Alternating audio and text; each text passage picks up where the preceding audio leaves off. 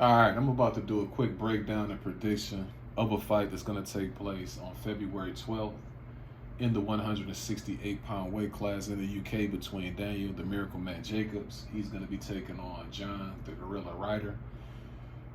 Each guy is in the top 10, so conceivably whoever wins this fight could position themselves to be the number one guy in one of the sanctioning bodies, which could lead them into a Canelo bout or possibly a title match if Canelo decides to relinquish the belts. Now, this is going to be a very interesting fight. Eddie Hearn is doing a really good job of matchmaking. Initially, when I saw that this fight was made, I didn't think too much of it. I thought that Daniel Jacobs was just going to be, eating off one of those UK bums out there, just to make him some money. But at the end of the day, the UK, they do have some really good fighters out there. And I think that John Ryder is one of those good fighters that's out there in the UK. So this is going to be a very interesting matchup. Daniel Jacobs, he's going to be coming into this fight. He's 37-3 with 30 KOs. He's 35 years of age. He's 5'11 and a half, 73-inch reach. And John Ryder is 5'9". He has a 72-inch reach. He's a southpaw. He's 33 years of age, and he has a record of 35 with 17 KOs.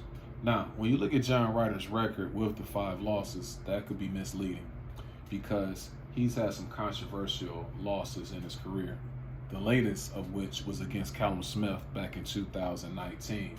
In that fight, I could have sworn that he defeated Callum Smith. Also, when you look at his resume, he's had split decision losses a split decision loss to Rocky Fielding. He also had a very controversial loss early in his career against Billy Joe Saunders. That fight could have went either way. And then he has a premature stoppage loss against Nick Blackwell in 2015. So again, those 5 losses on his resume, very misleading. Jacobs is going to be coming off one of the longest stretches of inactivity in his career. He will have not fought in 442 days. He last fought in November 2020 against Gabe Rosado, in which he won a very unimpressive 12-round split decision victory on that night. Many people believe Gabe Rosado won. I certainly did. Jacobs also has 3 losses against Canelo, Triple G, and the very talented Dimitri Pirog, whose career was shortened due to a training injury back in 2015. Now, Jacobs also has some pretty impressive victories on his resume. He beat Peter Quillen by first-round KO, and then he also was the first to give Sergey Derevchenko a loss on his record. So, looking at this fight and looking at the skills of both guys, John Ryder, like I said, he is better than I think a lot of people think, especially guys who are not, or people who are not from the UK area. He's a pretty talented guy. Like I say, he really is effective with his aggression and that pressure, those clean counters. And then Jacobs on the other end, he's a very class fighter.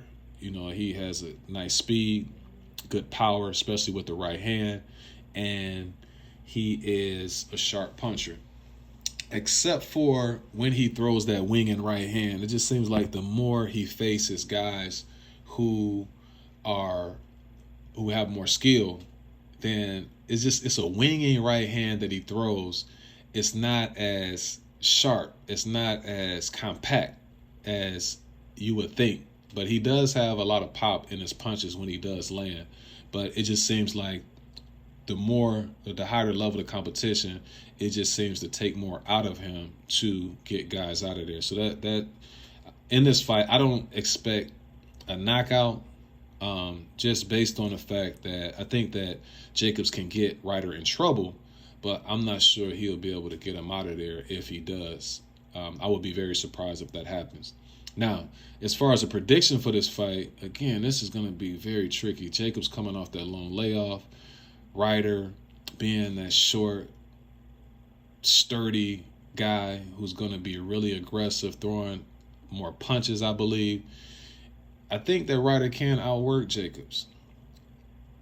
And it's interesting because Ryder typically, when fights are close, he's not the one that they give the nod to. So that's the thing that I'm thinking about here. I think, we'll put it like this. I think when the fight's over with, I'm not sure who's going to get the win. I'm not sure who the judges are going to give the fight to. But I honestly think at this stage of both guys' careers, I think that Ryder is actually going to win the fight, but I'm just not sure if the judges are going to give him the nod. So I'll say Ryder is going to win by split decision. But again, I just have no idea what the judge is going to do. Let me know what you think in the comments. Do you think Ryder has a chance to beat Jacobs? Do you think Jacobs is too much? Let me know. But make sure you hit the like and subscribe button. Peace.